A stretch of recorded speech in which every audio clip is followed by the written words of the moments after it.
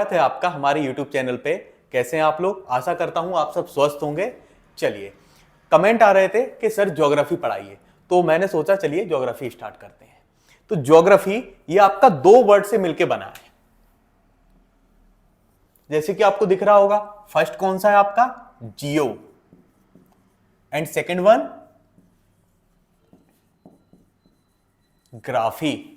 समझ में आया? जियो और ग्राफी है। अब मुझे पता है आप में से ज्यादा लोगों को पता होगा कि अगर हम ग्राफी का मीन्स निकालें तो ग्राफी का मतलब होता है या तो उसे किसी चीज पे दिखाना ग्राफ के तौर पे, या फिर आपका क्या करना, उसकी स्टडी करना। तो हम यहां देखते हैं स्टडी। और जियो का मतलब होता है अर्थ,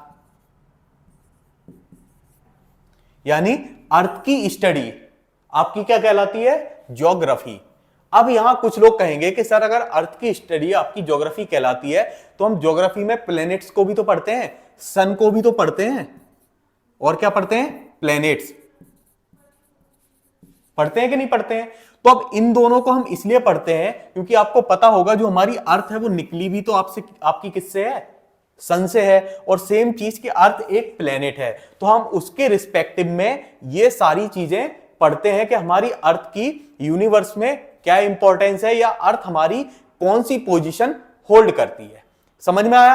अब हम देखते हैं कि हमारे अर्थ का स्ट्रक्चर क्या है, ये बनी कैसे, और क्या ऐसा हुआ। आप लोगों ने सुना होगा बिग बैंग थ्योरी, आप लोगों ने सुनी तो होगी कि सर बिग बैंग थ्योरी, पर बिग बैंग थ्योरी एक्चुअल में था क्या, वो आपको मैं अभी यहां दिखाता हूं। चलिए, अब हम बात करते हैं बिग बैंग थ्योरी। सबसे पहले मैं आपको हिस्ट्री जैसे ही यहां आपको कंफर्म कर दूं कि थ्योरी, थ्योरी का मतलब है इसका कुछ हमें एक्चुअल प्रूफ नहीं मिलता, ये केवल क्या है, आपकी एक थ्योरी है। थ्योरी का मतलब जस्ट एक आपका कंक्लूजन दिया गया है कि ये ऐसा ऐसा हुआ होगा जिसकी वजह से आपका ये हुआ, और उसी चीज को हम मान रहे हैं। तो अब बात करते हैं कि बिग बैंग थ्योरी कहती क्या है। तो आपकी बिग बैंग थ्योरी कहती है कि हमारा जो पूरा यूनिवर्स था वो आपका क्या था? एक सिंगल पार्टिकल में था, मींस उसकी डेंसिटी। अब आपने एक चीज देखी होगी कि अगर आप 1 किलो कॉटन लीजिए और 1 किलो क्या लीजिए? लोहा लीजिए, तो अब जब दोनों को आप देखोगे तो कॉटन का साइज आपका लगभग लगभग ऐसे आपको इतने बड़े में दिखेगा 1 kg में। वहीं आपका अगर देखोगे तो आपका आयरन का ऐसा होगा, छोटा होगा। होगा कि नहीं होगा? मींस कि जो आपका मेटल हार्ड होता है या जो चीज हार्ड होती है उसकी डेंसिटी या उसका साइज छोटा होता है, पर फिर भी वो भारी होता है। और जो चीज हल्का होता है आपका, वो चीज ज्यादा एक्सपेंड करता है। तो यहां इनका मास बहुत ज्यादा था और इनकी डेंसिटी भी बहुत ज्यादा था, और ये बहुत हैवी मटेरियल थे, और ये एक पॉइंट के तौर पे थे। मींस जो पूरे यूनिवर्स में आप सन, गैलेक्सीज, प्लैनेट्स, सैटेलाइट्स, जितनी भी चीजें देखते हो, ये सब अलग नहीं थे। ये सब क्या थे? एक ही आपस में जुड़े हुए थे, बहुत स्ट्रॉन्ग फोर्स के थ्रू। समझ में आया? उसके बाद क्या हुआ कि इनके अंदर आपका किसी भी न्यूक्लियर फिजन या दूसरी कोई केमिकल रिएक्शन की वजह से इनमें क्या हुआ? आपस में विस्फोट हुआ। विस्फोट का मतलब बिग बैंग जिसे कहा गया। अब बिग बैंग का मतलब क्या होता है? बैंग का मतलब होता है धमाका, और बिग बैंग यानी अब इतना बड़ा आप समझ लो कि अर्थ तो इसमें कहीं एग्जिस्ट ही नहीं करती, यहां सन ही एग्जिस्ट नहीं करता, तो अर्थ कैसे एग्जिस्ट करे? तो इतना बड़ा धमाका हुआ कि ये आपस में क्या हो गए? एक्सपेंड हो गए। आपने देखा है ना कि आपने कभी पटाखे या कुछ चलाए होंगे, तो जो चीज पास में रहती है या पटाखे ही रहते हैं, तो उसके जब हमें जले हुए जो आपको टुकड़े मिलते हैं तो वो दूर दूर मिलते हैं। मिलते हैं कि नहीं मिलते हैं? तो सेम चीज है, ये भी आपका कैसा? आपका इसमें बैंग हुआ, यानी कि विस्फोट हुआ, और ये दूर दूर फैल गए। समझ में आया? अब जब ये दूर दूर फैले तो सबसे पहले क्या हुआ कि जैसे मान के चलो ये आपका एक इतना बड़ा एक गैलेक्सी, ऐसे अलग अलग गैलेक्सी के तौर पे फैल गए, यानी बड़े बड़े पार्टिकल के तौर पे। अब आपने कभी देखा होगा कि आपके घर पे अगर मम्मी, दादी या आपकी नानी या जो कोई हो, वो जब मिठाई जमाती हैं, तो मिठाई जैसे ही आपकी ठंडी पड़ती है, जब गर्म होती है तब तो वो प्लेन होती है, पर जब ठंडी पड़ती है तो उसमें से कुछ पार्ट अलग हो जाता है, जो छोटे छोटे पार्ट आपने देखे होंगे। तो सेम चीज यहां कि जब ये गैलेक्सी इतना मास अलग हुआ, इसे हमने इसमें से बड़ा करके दिखा है, तो इसमें से छोटे छोटे क्या हुए कि उसी तरीके के पार्टिकल्स अलग अलग निकलने लगे, ऐसे अलग अलग। और इन्हीं पार्टिकल्स को हमने क्या कहा? स्टार्स। ठीक है, जैसे हमारा सन है तो सन हमारा स्टार है।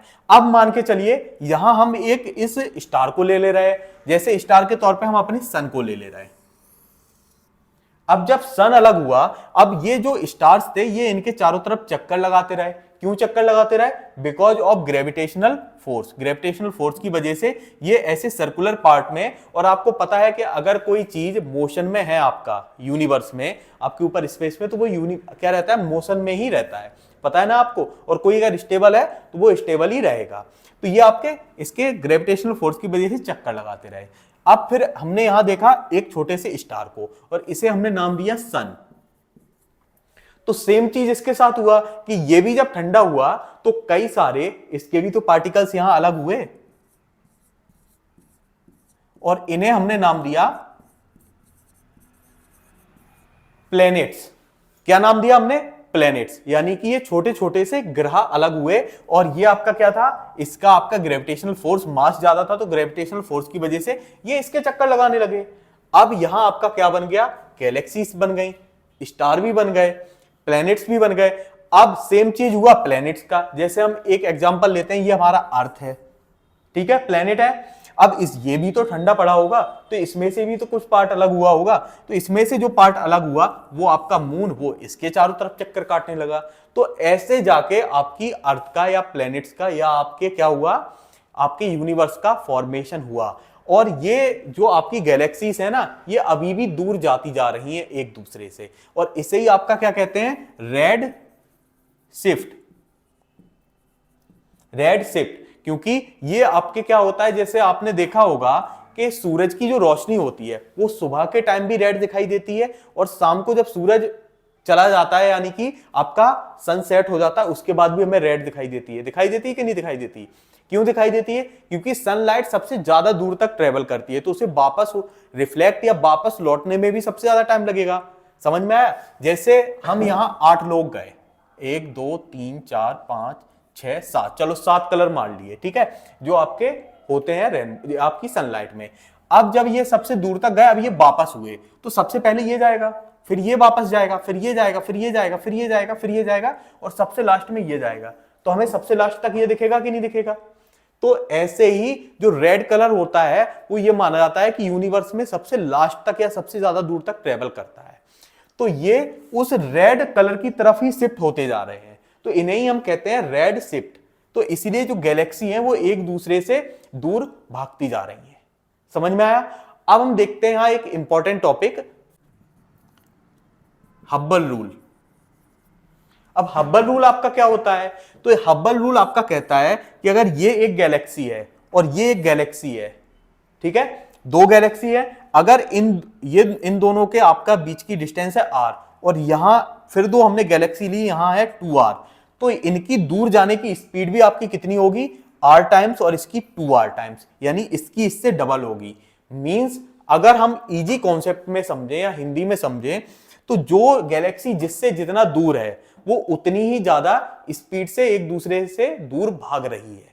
मान लीजिए कि यहां ये और ये हैं दोनों, तो अगर ये इतने दूर हैं तो ये एक दूसरे से उतनी ही स्पीड से दूर भाग रहे हैं, और अगर ये इतने दूर है तो ये इस स्पीड से भाग रहे हैं। मींस जितने ज्यादा वो एक दूसरे से दूर है उतनी ज्यादा स्पीड से दूर भाग रहे हैं। समझ में आया? अब हम देखते हैं अगले टॉपिक की तरफ। अब हम एक बार अर्थ को पढ़ने से पहले या समझने से पहले ये देखते हैं, हमने ये देख लिया उसका फॉर्मेशन कैसे हुआ, अब हम देखते हैं कि उसकी पोजीशन क्या होल्ड करती है सोलर सिस्टम में। तो जैसे कि आप लोगों को पता है, ये आपका क्या रहता है? सन।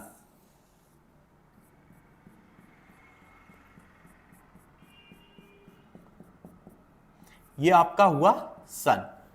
अब सबसे पहले मैं आपको एक चीज क्लियर कर दूं कि जो अर्थ की आपकी ऑर्बिट है सन के अराउंड, कई लोग कहते हैं वो राउंड है, ऐसे घूमता है। नहीं, सर की जो आपके अर्थ की ऑर्बिट है ना सन के अराउंड, वो आप लोगों ने कई जगह पढ़ी होगी कि वो इलिप्टिकल है। इलिप्टिकल का मतलब ये ऐसी, आपका ये इलिप्टिकल एक शेप होता है। मैं आपको पहले बता देता हूं, ये थोड़ा आपको इलिप्टिकल शेप के बारे में बताता हूं। ये आपका इलिप्टिकल शेप होता है, आपके सर्कल जैसा ही ये होता है, पर इसमें एक चीज हमें एडअप करनी होती है कि इसके हम 2 सेंटर मानते हैं। दो सेंटर हो गए, यहां से यहां तक की रेडियस और यहां से यहां तक की, और जो ये पॉइंट रहता है ना सेंटर का, इसे हम कहते हैं F1 यानी फोकस 1 और F2 फोकस 2।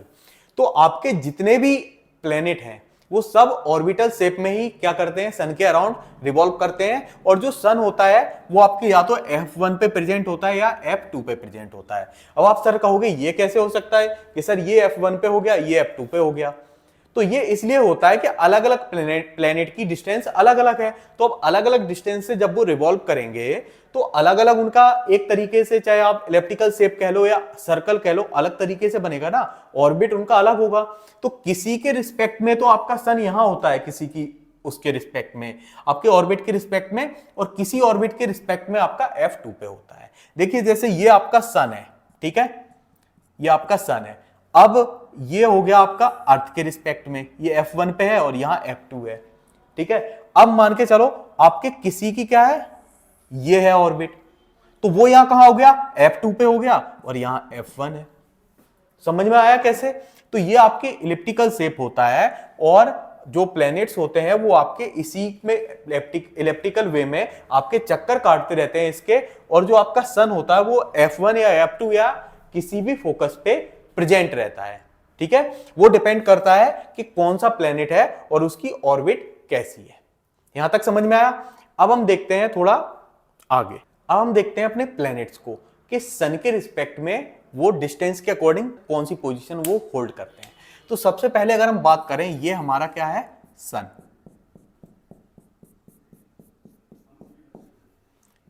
आपका सबसे पहले कौन सा है आपको पता है, मरकरी, फिर वीनस, फिर अर्थ, फिर मार्स, फिर जुपिटर, देन सैटर्न, देन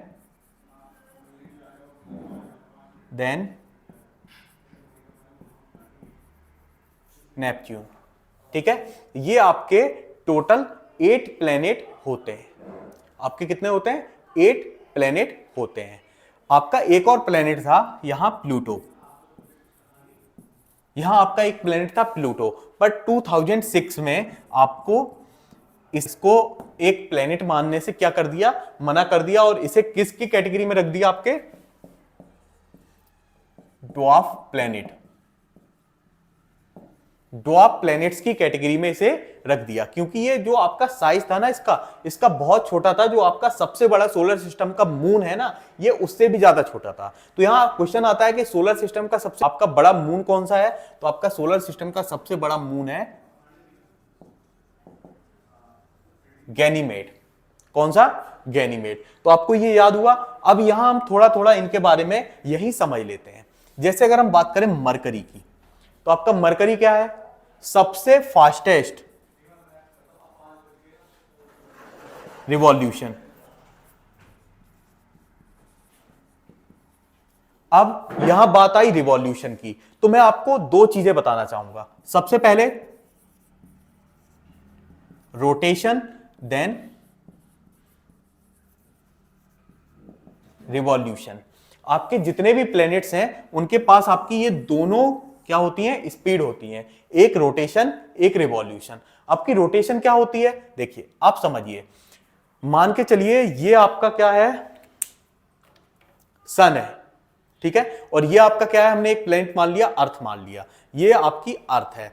अब ये ऐसे मान ले रहा है, अब ये इसके चारों तरफ चक्कर काट रही है, आपको पता है, पर ये इसके चारों तरफ चक्कर काटने के साथ साथ अपने एक्सिस पे भी चक्कर काट रही है, ऐसे ये इस तरीके से। तो जो ये अपने एक्सिस पे चक्कर काट रही है इसे हम कहेंगे रोटेशन, और जो ये सन के अराउंड चक्कर काट रही है इसे हम कहेंगे क्या, रिवॉल्यूशन। खैर वो हम आगे पढ़ेंगे, हमारे पास पूरा एक चैप्टर है उसका, आपके रोटेशन और रिवॉल्यूशन ऑफ अर्थ, ठीक है। पर यहां हम केवल आपको बताने के लिए समझा दे रहा हूं कि रोटेशन किस पे होता है, अपनी एक्सिस पे, और आपका रिवॉल्यूशन कहां होता है, सर के अराउंड।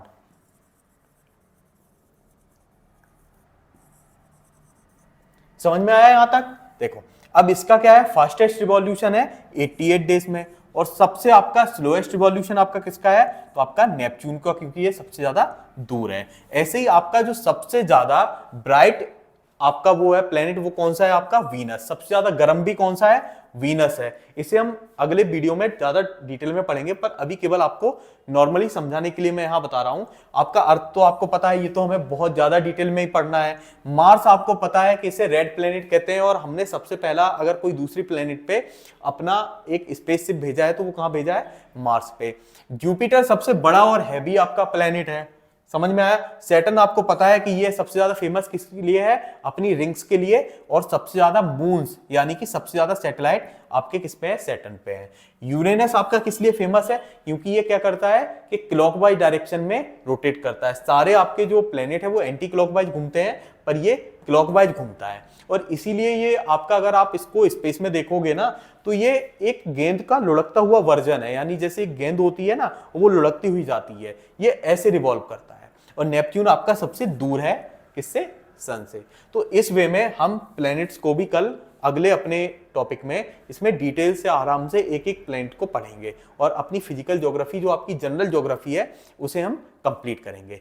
तो इसी तरीके की नॉलेज के लिए हमारे साथ बने रहिए और देखते रहिए हमारा चैनल। चलिए, बहुत बहुत धन्यवाद।